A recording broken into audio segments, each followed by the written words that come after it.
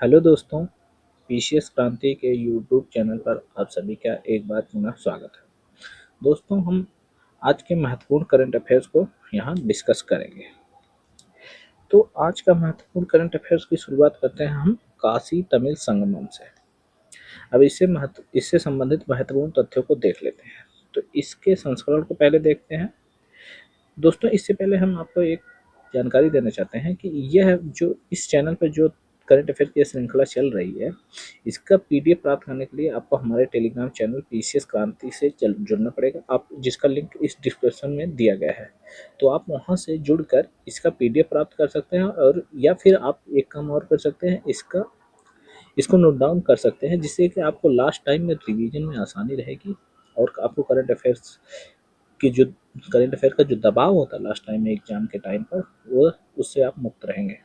तो आप इसको नोट डाउन अपने अभी से आप करते रहें, और इसका पीडीएफ प्राप्त करना तो आप हमारे पीसीएस क्रांति टेलीग्राम चैनल पर जुड़ते रहें। ठीक है दोस्तों, और अगर आपको यह कंटेंट अच्छा लग रहा है तो आप इसे प्लीज़ सब्सक्राइब और शेयर भी करते रहें अपने दोस्तों में, जिससे कि हम और बेहतर कंटेंट आप सबको प्रोवाइड कर सकें और बेहतर तरीके से। ठीक है दोस्तों, तो चलिए शुरू करते हैं आज के महत्वपूर्ण करंट अफेयर्स को। आज का पहला करंट अफेयर है काशी तमिल संगमम। अब हम देख लेते हैं काशी तमिल संगमम के महत्वपूर्ण तथ्यों को। तो इसका जो संस्करण है यह है तीसरा महत्वपूर्ण बिंदु है। अब देख लेंगे इसको। और इसका आयोजन किया गया है नमो घाट वाराणसी में। आप इसको भी नोट डाउन कर लेंगे। इसका आयोजन डेट है, जो आयोजन दिवस है वह है 10 फरवरी 2025 को इसका आयोजन किया गया था।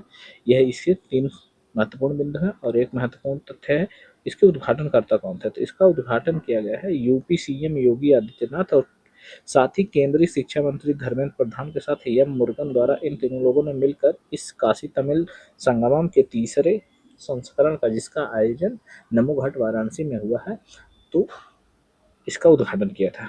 अब इससे जान लेते हैं कि इसका उद्देश्य क्या है। इस वर्ष किस चीज पर फोकस करा जा रहा है इस संगमम में। तो इसमें इस वर्ष सिद्ध चिकित्सा, जो कि हमारी स्वदेशी चिकित्सा प्रणाली का एक हिस्सा है, उसी संदर्भ में सिद्ध चिकित्सा, तमिल साहित्य और भारतीय संस्कृति में महर्षि अगस्त्य दक्षिण भारत में एक अच्छे स्रोत के रूप में इनका विशेष योगदान था। तो वहाँ पे इनके योगदान पर विशेष फोकस किया जा रहा है। तो भारतीय संस्कृति में इन्होंने दक्षिण भारत में भारतीय संस्कृत का विकास जो किया था वो थे महर्षि अगस्त्य। तो महर्षि अगस्त्य के योगदान पर विशेष फोकस किया जा रहा है। सिद्ध चिकित्सा प्रणाली और तमिल साहित्य को भी ध्यान दिया जा रहा है इस वर्ष, जो कि उसके फोकस बिंदु है। तो आप इन बिंदुओं को नोट डाउन कर लेंगे और ध्यान रखेंगे। ठीक है दोस्तों, अब इसी समय चलते हैं हम अगले करंट अफेयर की तरफ। तो दोस्तों, आज का अगला बिंदु है भारत का प्रथम सहकारिता विश्वविद्यालय। अभी दोस्तों, भारत का प्रथम सहकारिता विश्वविद्यालय का इसकी घोषणा की जा रही है। इससे संबंधित विधेयक अभी संसद में हाल ही में लाया जाएगा। तो इसका जो आयोजन किया जा रहा है और यह इस विश्वविद्यालय का जो निर्माण किया जा रहा है, उससे संबंधित महत्वपूर्ण तथ्यों को देख लेते हैं। तो दोस्तों, यह institute of rural management IRMA campus, जो कि आनंद गुजरात में है, उसी में भारत के प्रथम सहकारिता विश्वविद्यालय को भी स्थापित किया जाएगा। तो आप ये ध्यान रखेंगे। तो कहाँ स्थापित किया जाएगा, तो institute of rural management campus Anand Gujarat का एक जिला है, वहाँ पर भारत के पहले सहकारिता विश्वविद्यालय का निर्माण किया जाएगा। ठीक है दोस्तों, अब तो इस सहकारिता के जनक थे, जो भारत में सहकारिता के जनक माने जाने वाले त्रिभुवन दास पटेल के नाम पर इस विश्वविद्यालय का निर्माण किया जाएगा। आप इसको भी नोट डाउन कर लेंगे और जानते रहेंगे कि त्रिभुवन दास पटेल भारत में सहकारिता के जनक माने जाते हैं। आप इन बिंदु को भी ध्यान रखेंगे। ठीक है दोस्तों, अब चलते हैं पुस्तक वाले सेक्शन में। तो आज ये पुस्तक है, इस संदर्भ में आज the new icon Savarkar and the facts, यह पुस्तक लॉन्च करी गई है अभी हाल ही में। तो इससे संबंधित कुछ महत्वपूर्ण तथ्यों को देख लेते हैं। तो इसके लेखक कौन है। लेखक हैं इसके अरुण शौरी। और इस पुस्तक में फोकस बिंदु है विनायक दामोदर सावरकर के जीवन, विचारों और ब्रिटिश सरकार से संबंधों के ऐतिहासिक पड़ताल पर इस पुस्तक में उनसे संबंधित जानकारी को फोकस बिंदु पर रखा गया है। तो यह था इस बिंदु से संबंधित the new icon Savarkar and the fact से संबंधित महत्वपूर्ण तथ्य। तो आप इसको नोट डाउन कर लेंगे। इसके लेखक कौन है, मेनली क्वेश्चन यही बनेगा, the new icon Savarkar and the facts के लेखक कौन है, ठीक है, अरुण शौरी। दोस्तों पुस्तकों में जैसे कि करंट अफेयर्स में बहुत ज़्यादा पुस्तकें आती हैं, तो हमें उन कुछ ही पुस्तकों को केवल याद रखना है। तो उसके एक ट्रिक आप समझ लें, तो जिस किसी का नाम आप जानते रहते हैं, अगर वो फेमस व्यक्ति है, अगर उसने कोई पुस्तक लॉन्च करी है या उसने कोई पुस्तक लिखी है, तो आप उस बिंदु को याद रखेंगे। या फिर अगर वह पुस्तक किसी रूप में विवादित हो गई है, कोई ऐसा मुद्दा उसमें लिखा गया है जिससे वह विवादित हो गई या बहुत ज़्यादा चर्चा में आ गई, तो आप उस पुस्तक का नाम याद रखेंगे। बस यही दो ट्रिक हैं जिसके बेसिस पे आप करंट अफेयर्स में जो पुस्तकें, जो एक दो पेज भर की पुस्तक रहती है, उसमें से इन्हीं कुछ ही पुस्तकों को केवल आप याद रखेंगे। आप देखेंगे वहाँ से वही पुस्तकें मेनली पूछी जाती हैं जो ज़्यादा चर्चित होती है या किसी चर्चित व्यक्ति द्वारा लिखी गई होती हैं, ठीक है। आप इन दो के आधार पर वहाँ से आप उनका काट छाट उसमें कर सकते हैं, ठीक है दोस्तों। चलते हैं अपने आज के अगले बिंदु की तरफ। दोस्तों हम देख लेते हैं दिवस वाले सेक्शन में। तो दिवस में देखते हैं विश्व दलहन दिवस। विश्व दलहन दिवस दोस्तों 10 फरवरी को मनाया जाता है, ठीक है। आप इस बिंदु को ध्यान रखेंगे। विश्व दलहन दिवस का कब मनाया जाता है, तो 10 फरवरी को मनाया जाता है, ठीक है। और इस साल इसका आयोजन किया है खाद्य एवं कृषि संगठन एफएओ, जिस अब एफएओ, अब इससे संबंधित कुछ जान लेते हैं। इसका मुख्यालय इसका रोम है, ठीक। निर्माण इसका निर्माण 1945 में हुआ था। तो आप ये दो बिंदु भी एफएओ से संबंधित जान सकते हैं, देख सकते हैं, ठीक है। तो इस साल विश्व दलहन दिवस का थीम क्या है उसको देख लेते हैं। Pulses bringing diversity to agri food system, ठीक है। यह है इसकी theme, pulses bringing diversity to agri food system, ठीक है। आप इसकी थीम को नोट डाउन कर लेंगे क्योंकि थीम बार बार पूछा जाता रहा है। आजकल स्टेट पीएससी के एग्जामों में कुछ करंट अफेयर्स के सेक्शन में कुछ किया जा रहा है, परिवर्तन किया जा रहा है, तो उससे संबंधित कुछ अलग अलग टाइप के क्वेश्चन बनाए जा रहे हैं। तो आप इसलिए सारी चीज़ें अब इस समय ध्यान रखेंगे जो महत्वपूर्ण चीज़ें, ठीक है दोस्तों। इसे जो विश्व दलहन दिवस है यह 2018 से हर वर्ष आयोजित किया जा रहा है। आप इस बिंदु को भी ध्यान रखेंगे, ठीक है दोस्तों। चलिए देखते हैं अपने अगले बिंदु की तरफ। तो अगला बिंदु है सोलर डिहाइड्रेशन तकनीकी। यह एक तकनीकी है, यह एक प्रौद्योगिकी है। अब इस प्रौद्योगिकी से संबंधित महत्वपूर्ण तथ्यों को देखते हैं। तो इस सोलर डिहाइड्रेशन तकनीकी का विकास आईआईटी कानपुर के प्रोफेसर संदीप सांगल और प्रोफेसर कलोल मंडल के द्वारा किया गया है, ठीक है। अब यह सोलर डिहाइड्रेशन तकनीक क्या है, आप शब्दों से देखेंगे कि सोलर के माध्यम से डिहाइड्रेशन यानी सौर ऊर्जा के माध्यम से डिहाइड्रेशन। तो डिहाइड्रेशन किस चीज़ का, यह ध्यान देना पड़ेगा। इस तकनीक में यही विकास किया गया है, ठीक है।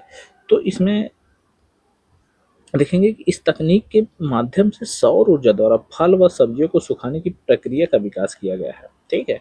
यानी कि जो नेचुरली सूखती थी, जो हम फल और सब्जियां जो नेचुरली सूखते थे, ऊपर से उनकी जो नमी होती थी जिससे कि वो सड़ बढ़ जाते थे पहले ही। अगर उसमें नमी ज़्यादा होती थी तो उसकी सड़न प्रक्रिया काफ़ी तेज हो जाती थी। इसी को बचाने के लिए आप अब प्राकृतिक रूप से ही एक तरीके से कि सोलर डिहाइड्रेशन तकनीक का निर्माण किया गया है, ठीक है। तो इसका उद्देश्य क्या है कि किसानों की आय बढ़ाना और फसल के नुकसान होने को कम करना, ठीक है। हाँ, ये बात सही है आपको, क्योंकि अगर उसमें नमी कम रहेगी तो उसकी सड़न प्रक्रिया उतना तेज नहीं होगा, ठीक है। क्योंकि बैक्टीरिया इतनी तेजी से अपनी प्रक्रिया को बढ़ा नहीं पाएंगे, तो उसमें नमी को कम करके फसल को खराब होने से बचाया जाएगा और यह अधिक दिन के लिए उपयोग में लाया जा सकता है, ठीक है। इससे क्या होगा कि उनकी जो फसल होगी वह कम बर्बाद होगी और किसानों को उत्तम मूल्य मिल सकेगा अपने उपज का, उत्पादनों का। तो इससे उनकी आय में वृद्धि होगी, ठीक है दोस्तों। तो इसलिए यह प्रभावी भी है, ठीक है। सोलर डिहाइड्रेशन तकनीक आप देख लिए, इसका विकास आईआईटी कानपुर द्वारा किया गया। आईआईटी कानपुर के संदीप सांगल और प्रोफेसर कलोल मंडल द्वारा किया गया। इसमें सौर ऊर्जा द्वारा फल सब्जियों को सुखाने की प्रक्रिया का विकास किया जा रहा है। आप इन दो बिंदुओं को देख लेंगे, ठीक है। और अब ये क्या किया जा रहा है कि जो इस तकनीक का सोलर डिहाइड्रेशन तकनीक का जो विकास किया गया है, इसका समर्थन नाबार्ड द्वारा गांव में विस्तार करके किया जा रहा है, ठीक है। अब इस तकनीक को गांव गांव में नाबार्ड द्वारा पहुंचाया जाएगा जिससे वहां इस तकनीक को से किसानों को लाभ हो सके और किसान इसका लाभ उठा सके, ठीक है। तो ये थे सोलर डिहाइड्रेशन तकनीक से संबंधित महत्वपूर्ण तथ्य। तो चलते हैं पुरस्कारों वाली श्रेणी में। दोस्तों देखते हैं फॉरवर्ड फास्टर सस्टेनेबिलिटी अवार्ड 2025। यह दिया गया है एनटीपीसी, जो कि एक विद्युत निर्माता कंपनी है भारत की बहुत बड़ी, उसको दिया गया है, एनटीपीसी को दिया गया है फॉरवर्ड फास्टर सस्टेनेबिलिटी अवार्ड 2025। तो इसका आयोजन मतलब यह देने वाला कौन है, तो यह दिया गया है UN global compact network India द्वारा चेन्नई में आयोजित सम्मेलन में इसे दिया गया है। ठीक है, तो आप देख ली, आपने देखा Harvard faster sustainability award 2025 NTPC को दिया गया है, और किसके द्वारा दिया गया, तो यह UN global compact network India द्वारा चेन्नई में सम्मेलन में दिया गया है। ठीक है दोस्तों, अब चलते हैं अपने अगले बिंदु की तरफ। तो न्यू इंडिया कोऑपरेटिव बैंक, यह बैंक चर्चा में रहा है, कारण जान लेते हैं चर्चा में रहने का इसका। दोस्तों, आरबीआई ने इस बैंक पर वित्तीय सेवा प्रदान करने पर प्रतिबंध लगा दिया है। इसका मुख्य कारण यह है कि यह वित्तीय अनियमितता यहाँ पाई गई, और कुछ चीज़ें थी जो वहाँ उसको व्यवस्थित रूप से जो आरबीआई द्वारा किसी बैंक का मानदंड जो स्थापित किया गया, उस मानदंड पे यह खरा नहीं उतर रहा था, कई कमियां थी, इस वजह से आरबीआई ने इसके वित्तीय लेन देन पर प्रतिबंध लगा दिया। ठीक है, यह प्रतिबंध दोस्तों 6 महीने का है। ठीक है, और कारण कि लगातार बढ़ता घाटा और वित्तीय अनियमितता। ठीक है, इसी के कारण आरबीआई ने न्यू इंडिया कोऑपरेटिव बैंक पर प्रतिबंध लगा दिया है। तो आप इस बिंदु को ध्यान रखेंगे। ठीक है दोस्तों, अब देख लेते हैं अपने अगले बिंदु को। तो अपना अगला बिंदु है हमारा आदि महोत्सव 2025। तो इससे संबंधित महत्वपूर्ण तथ्यों को देख लेते हैं। इसका आयोजन किया गया है मेजर ध्यानचंद स्टेडियम नई दिल्ली में। दोस्तों, आदि महोत्सव का आयोजन मेजर ध्यानचंद स्टेडियम नई दिल्ली में किया गया है। इसकी तिथि क्या है, क्योंकि तिथि आजकल बहुत महत्वपूर्ण हो गई, तो तिथि भी जान लेते हैं। इसकी तिथि है 16 फरवरी से लेकर 24 फरवरी 2025 तक इस आदि महोत्सव का आयोजन किया जाएगा। ठीक है दोस्तों, और इसका उद्घाटन किया गया है राष्ट्रपति द्रौपदी मुर्मू द्वारा।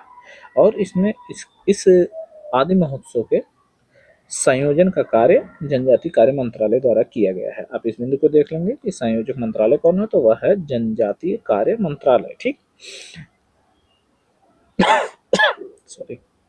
प्रमुख उद्देश्य क्या रहा है इस महोत्सव का, तो जनजाति समुदाय के उद्यम, शिल्प, संस्कृति, व्यंजन और व्यापार को बढ़ावा देना है। यानी उनकी जो निर्याति और संस्कृति के मूलभूत आधार है, उनको लोगों के सामने प्रस्तुत करने के लिए, यानी उनके उत्पादों को बढ़ाने के लिए, मतलब बढ़ावा देने के लिए इस महोत्सव का आयोजन किया गया है। ठीक है, इसका आयोजन हमने देखा मेजर ध्यानचंद स्टेडियम नई दिल्ली में किया गया। इसका तिथि क्या था, इसका तिथि 16 से 24 फरवरी था। उद्घाटन किसने किया, तो उद्घाटन राष्ट्रपति द्वारा किया गया। इसका संयोजक मंत्रालय तो जनजाति कार्य मंत्रालय। प्रमुख उद्देश्य तो जनजाति समुदाय के उद्यम, शिल्प, व्यंजन और व्यापार को बढ़ावा देना। ठीक है, तो आदि महोत्सव से संबंधित महत्वपूर्ण तथ्य यहाँ देख लिए गए। ठीक है, अब चलते हैं अपने अगले बिंदु की तरफ। गंगा रामया नवम पेरा हेरा वार्षिक महोत्सव, क्या नाम है, नाम भी बहुत बड़ा है, गंगा रामया नवम पेरा हेरा वार्षिक महोत्सव। तो यह महोत्सव का आयोजन श्रीलंका में हर वर्ष किया जाता है। ठीक है, गंगा रामया नवम पेरा हेरा वार्षिक महोत्सव का आयोजन कहाँ किया जाता है, तो श्रीलंका में किया जाता है। मोटा मोटी आप इसको केवल इतना ही ध्यान रखिए। ठीक है दोस्तों, जोथम नापत अभी चर्चा में रहे हैं, क्योंकि यह वनुआतू के नए प्रधानमंत्री के रूप में इन्होंने शपथ ली है। ठीक है, अब दोस्तों आपका काम क्या है कि आप वनुआतू की राजधानी, किस क्षेत्र में इसकी अवस्थिति है वह, और इससे संबंधित कुछ और महत्वपूर्ण तथ्यों को, इसके मतलब जोग्राफिकल तथ्यों को आप क्या कहते हैं अपने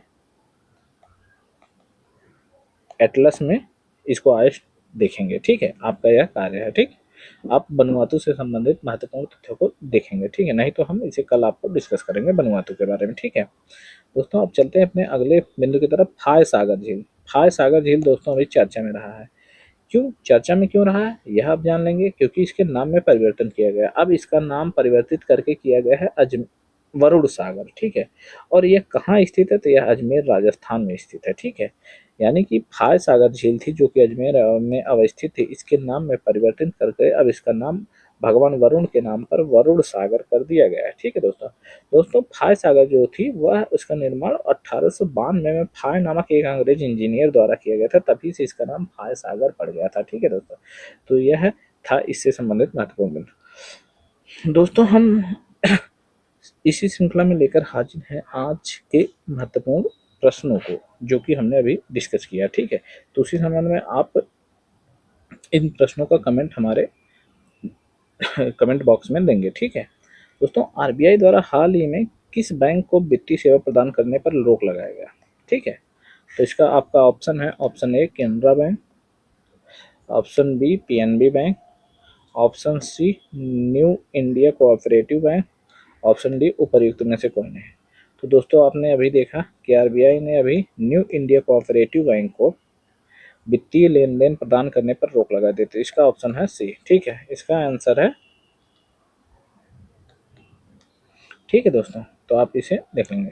अब चलते हैं आज के दूसरे प्रश्न पर। तो हाल ही में मरु महोत्सव 2025 का आयोजन कहाँ किया गया? ठीक है, आप इसका आंसर कमेंट बॉक्स में देंगे, नहीं तो हम इसको कल डिस्कस इस क्वेश्चन को कल डिस्कस करेंगे। ठीक है, आप इस पूरे करंट अफेयर्स की श्रृंखला को, इसके पीडीएफ को प्राप्त करने के लिए आप हमारे टेलीग्राम चैनल से जुड़े, वहाँ से आपको और महत्वपूर्ण कंटेंटों के वीडियो प्राप्त होते रहेंगे। दोस्तों आप इस यूट्यूब चैनल को ज़्यादा से ज़्यादा सब्सक्राइब करें और शेयर करते रहें, जिससे कि हम बेहतर तरीके से डेली करंट अफेयर्स के कंटेंट को और अच्छा बनाते हुए आपके सामने लेकर हाजिर हूँ। ठीक है दोस्तों, तो चलिए, यह थे आज का महत्वपूर्ण करंट अफेयर। अब लेकर हाजिर होंगे हम कल के महत्वपूर्ण करंट अफेयर को। तब तक के लिए धन्यवाद।